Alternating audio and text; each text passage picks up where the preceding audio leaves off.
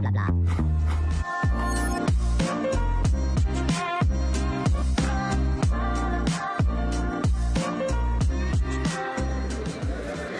Salut à tous et salut à toutes, merci de nous retrouver de nouveau sur le plateau du comptoir des éleveurs pour un nouvel épisode de La Parole A, le deuxième de la journée.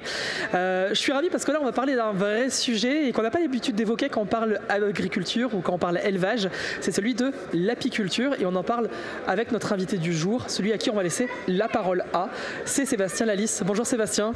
Bonjour Jonathan. Merci d'être avec nous, ravi de te revoir parce qu'on a eu l'occasion de se rencontrer il y a quelques mois. J'avais pu découvrir ton projet qui était à l'époque naissant et là ça y est, il se développe et tu viens de nous en parler aujourd'hui, un projet que je trouve à la fois intéressant et intelligent. Tu es derrière LS Nature, tu l'as juste marqué sur la veste. Juste là, oui, c'est ça. Tu peux nous dire un petit peu en quoi consiste LS Nature Oui, alors LS Nature en fait c'est une entreprise que j'ai créée qui est là pour préserver et pour agir pour la préservation de nos amis les abeilles et surtout pour lancer un projet, le projet phare de LS Nature sur l'innovation apicole qui est Ventilaruche. Alors on va parler de Ventilaruche d'ici quelques secondes parce que ça c'est quand même une sacrée innovation. Pourquoi d'abord tu as voulu t'intéresser aux abeilles? Qu'est-ce qui t'a plu dans l'idée de valoriser l'apiculture? Valoriser l'apiculture, en fait, c'est venu très naturellement, comme LS Nature. En fait, j'ai pu observer en fait un printemps simplement assis sur une terrasse, la planche d'envol d'une ruche. Et en voyant les allers-retours des abeilles avec des pollens de couleurs différentes, je me suis dit, il faut que je participe à ça. Il faut que je fasse partie des gens qui font que ça existe, ça perdure. Et aussi ma gourmandise pour le miel, on ne va pas se le cacher. Il faut que j'ajoute ma goutte au pot de miel dans cette grande entreprise qui est la valorisation de l'apiculture. Une culture, un élevage qui, pour toi, est suffisamment considéré aujourd'hui ou pas en France ? Alors suffisamment considéré, je ne sais pas exactement, c'est quand même difficile de m'exprimer là-dessus, je ne suis pas apiculteur professionnel. J'ai une trentaine de ruches, c'est ce qu'on peut appeler un apiculteur de type familial. Mais là, en faisant le tour du sommet par exemple, on se rend compte que, à part j'ai vu sous le chapiteau du département du Puy-de-Dôme, où hier est invitée une apicultrice du Cantal, aujourd'hui un apiculteur des Combrailles, de l'abeille noire. À part ça, je n'ai pas vu une ruche ni un stand où on parle d'apiculture. Et tu vois, c'est vrai parce que j'en ai parlé à plusieurs personnes qu'aujourd'hui on recevait un apiculteur et qui m'ont dit ouais, c'est vrai, c'est aussi des éleveurs, les apiculteurs, ils font partie de cette grande famille d'agriculture, donc peut-être les oublier un petit peu. Oui, exactement. Peut-être, parce que finalement, au-delà de 50 ruches, on est obligatoirement cotisant MSA, donc déclaré éleveur et agriculteur. Donc en effet, ils auraient toute leur place au niveau du sommet, mais je pense que c'est des choses qui vont arriver dans l'avenir. Je pourrais même penser à l'apiculture comme pluriactivité. Des fois, on le voit maintenant sur des exploitations qui font des séjours à la ferme, qui font un petit peu de tourisme. On en voit quelques-uns qui installent des ruches, et pour la biodiversité de leur élevage, enfin de leur prairie, mais aussi pour faire un peu de miel et valoriser ça au sein de leur exploitation. On va parler des ruches justement dans quelques instants avec un produit très innovant, Ventilaruche. Au-delà de ça, quelles sont peut-être les bonnes pratiques? Le premier conseil que tu pourrais donner pour mettre en place, pour développer la filière apicole, s'il y avait peut-être une pratique durable, tu vois, qu'il faudrait valoriser, favoriser, ça serait quoi? Je pense qu'il faut vraiment appuyer et mettre en tête des gens qui veulent s'installer le fait que l'environnement dans lequel on place l'abeille est primordial. Quand je parle d'environnement, c'est l'environnement, le rayon des fameux 3 km autour de la ruche. Qu'est-ce qui s'y passe? Quelles sont les sources de nourriture qu'elles vont avoir? Et en plus de ça, dans quel type de ruche on les met? Dans quelle boîte, dans quelle maison on va les faire vivre, passer les saisons? Et ça, c'est hyper important. Et des fois, c'est pas vraiment la priorité. On parle plus on va dire de rentabilité, de chiffres, d'intrants, de traitement. Attention, l'environnement, c'est primordial. Alors pour être concret, par exemple, dans ces 3 km de rayon, qu'est-ce qu'il faut pour les abeilles? Ou surtout, peut-être, qu'est-ce qu'il ne faut pas? Alors, ce qu'il ne faut pas, c'est il faut pas trop de... Même, il en faudrait pratiquement pas de traitement pesticides. C'est vraiment ça pourrait vraiment nuire à la production. Même si on avait une bonne souche d'abeilles, de bonnes pratiques, on pourrait rien retirer de la production et l'abeille ne pourrait même pas survivre. Voilà. Est-ce que selon toi, l'apiculture, c'est un secteur d'avenir ? À l'heure où on parle de crise pour le milieu apicole, à l'heure où le gouvernement présente un plan d'action, ou encore au moment où le frelon asiatique prolifère, est-ce que c'est de bon augure pour le futur ? Alors, un milieu d'avenir, moi j'ai envie de dire, ça me rappelle mes cours un petit peu au lycée, le commerce, l'offre et la demande. Rapidement, il se mange à peu près, en tout cas il se vend, il doit certainement se manger 40 tonnes de miel par an. On en produit une vingtaine de tonnes en France. Je pense qu'on est tous d'accord pour souhaiter manger du miel français. Donc il y a 20 tonnes à combler, donc forcément c'est un métier d'avenir. Voilà. On a fait 50% du parcours. Voilà, exactement. Il faut s'adapter. Voilà. C'est sûr qu'il faut s'adapter. On a le frelon, on a le varroa, on a le changement climatique, on a ces choses-là qui vont fortement impacter les productions. Mais bon, il y a 20 tonnes à produire français, j'ai envie de dire. Alors si tu le veux bien, présente-nous Ventilaruche. Tu l'évoquais tout à l'heure en introduction. En gros, je résume, mais tu vas expliquer mieux que moi, c'est un kit de ventilation pour ruches. Exactement. Alors on a souvent en fait l'idée de Ventilaruche, c'est l'observation de la ruche écologique qui est fait par Jean-Claude Guillaume. C'est une ruche fabuleuse pour la biodiversité avec un principe de ventilation. Et quand j'expliquais ça aux apiculteurs professionnels, ils me disaient c'est super, très, très bon système. En effet, ça va nous aider à faire passer tous les changements climatiques de l'avenir pour nos abeilles. Mais moi je ne change pas de ruche. Tout est réglé, tout le matériel que j'ai est fait pour d'adandicadre, je ne changerai pas de ruche. Et du coup ? Et en fait, je me suis dit, allez, il faut faire un kit qui s'adapte, qui vient sur le matériel qui est déjà sur le parc, on va dire, ce que les gens ont déjà chez eux. C'est plus de 90% des ruches en France, la ruche d'adandicadre. Et il faut venir installer ce kit sur du matériel existant, mais qui permet aux abeilles de réguler elles-mêmes la ventilation.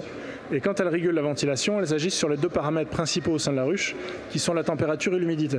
Donc ça, c'est absolument nécessaire de ventiler au sein d'une ruche. Voilà. Alors, des fois, j'ai des gens... Pour que les abeilles soient plus... plus de vitalité, plus de vigueur. Exactement. En fait, le fait qu'elles aient ces paramètres température-humidité de manière optimale, elles sont en meilleure santé. Et puis, grâce à ce kit, en fait, grâce à Ventilaruche, actuellement, par exemple, sans Ventilaruche, elle le régule. Mais à quel prix ? À combien de kilos de miel on estime la consommation d'énergie ? Parce qu'elles épuisent de l'énergie ? Ouais, voilà, exactement. Pour ventiler, actuellement, en fait, elles ventilent, elles battent des ailes et elles font ça en nombre, elles font ça pendant de longues heures et elles font ça quand il pleut, comme des printemps comme on a eu, ou des étés caniculaires. Donc on va dire maintenant la moitié du temps. Et avec Ventilaruche, le couvre-cadre en fait est aéré, il y a une moustiquaire dessus et elles peuvent venir propoliser à l'intérieur, par le dessous, les petits cadres de la moustiquaire. Et en propolisant ça, elles régulent un flux d'air qui va de bas en haut de la ruche. Ventilaruche, c'est 3 objectifs. C'est noté, optimiser la santé des abeilles, appliquer les bons principes des ruches de sauvegarde et faire face au changement climatique. Voilà, je synthétise un petit peu tout ce que tu as déjà dit. Exactement. Avec ce kit qui est facile d'installation dans les ruches, comment ça s'installe en fait ? Alors il est parfaitement adaptable sur les ruches d'adandicadre en bois. Voilà. Mais c'est quand même très précis. Voilà. Mais c'est ce qui représente la grande majorité des ruches qui sont en place. Oui, il suffit d'enlever son couvre-cadre classique. On vient poser ce couvre-cadre. Par-dessus, on met une hausse de ventilation. Donc c'est un peu comme une hausse dans laquelle normalement on met nos cadres et on récolte notre miel. Mais là, dans cette hausse, en fait, c'est un espace vide. Et cette hausse est perforée de part en part. Et l'air peut s'évacuer du coup juste en dessous du toit. Et on revient replacer par-dessus notre toit qu'on a déjà. Est-ce que ça coûte cher d'installer un kit de ventilation comme ça, pour soit pro ou particulier d'ailleurs. Voilà, c'est pas cher au vu du prix d'un essaim. Voilà, en gros, un kit Ventilaruche, c'est à peu près 60 € TTC suivant les réseaux de distribution.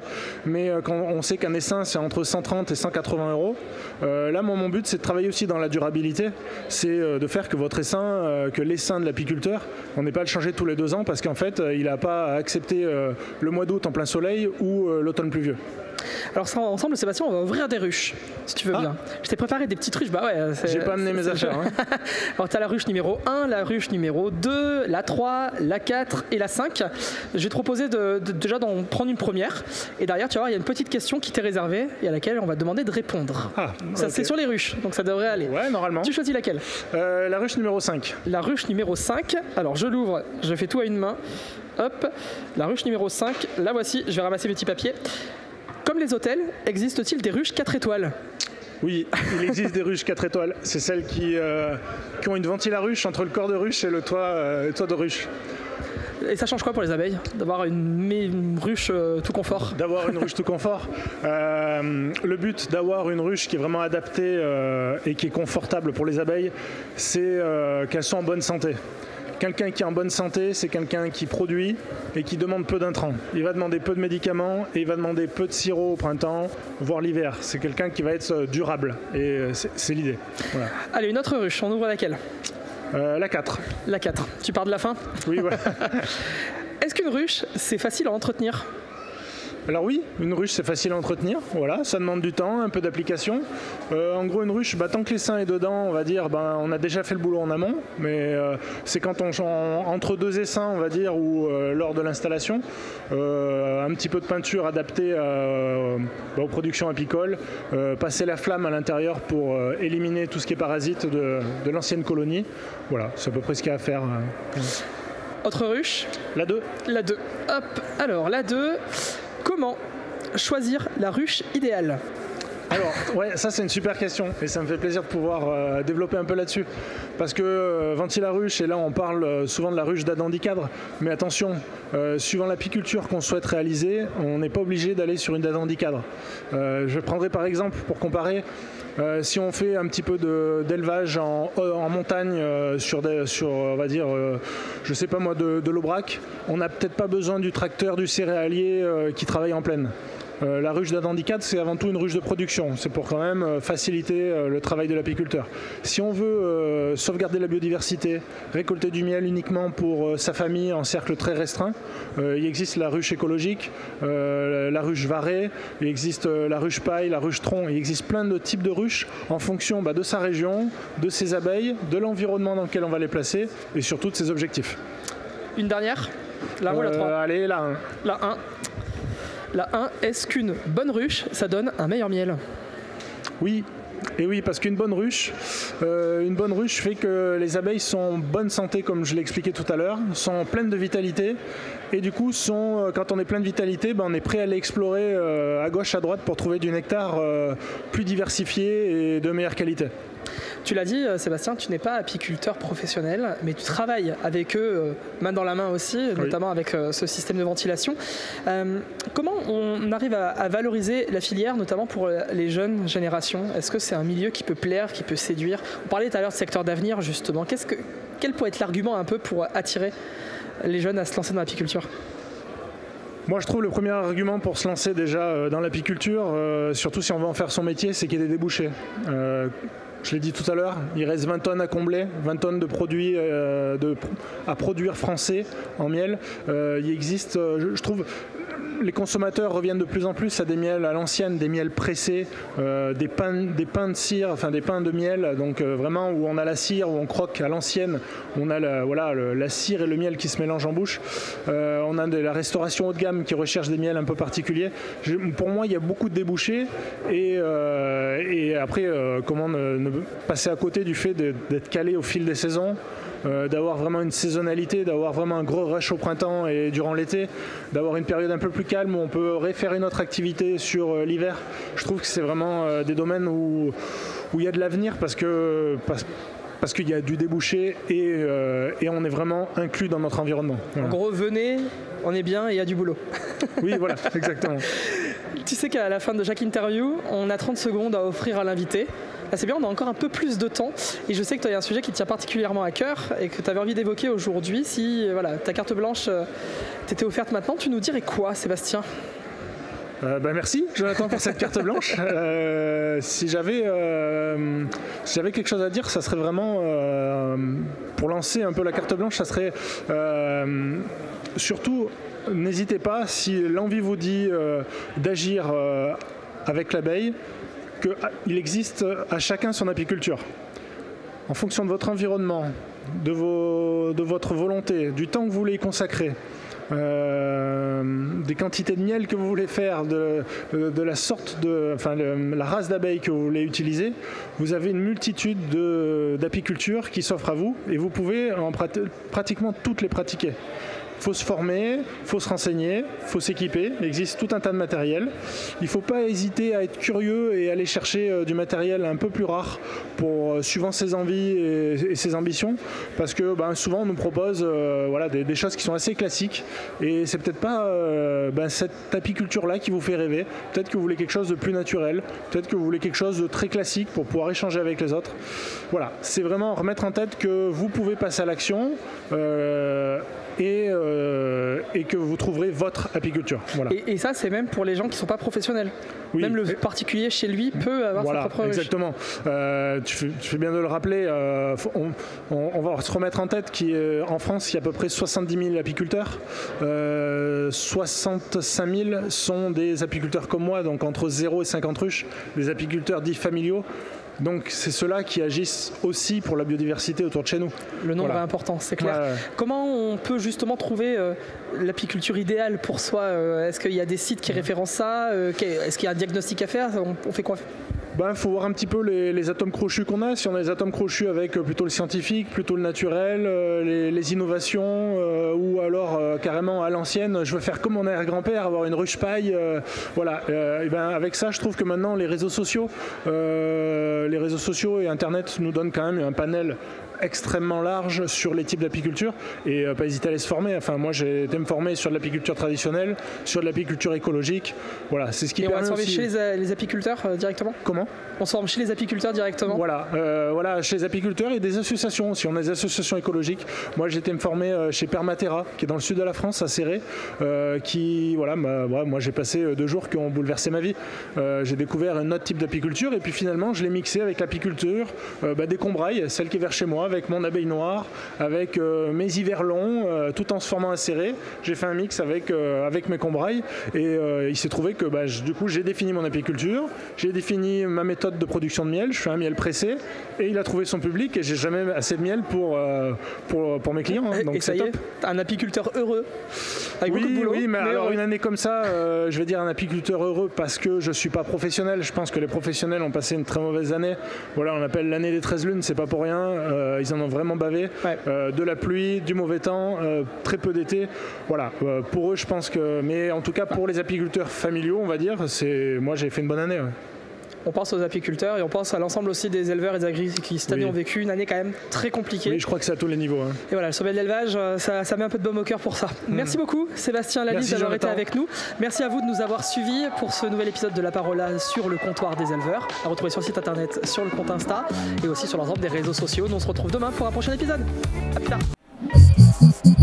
Comptoir des éleveurs.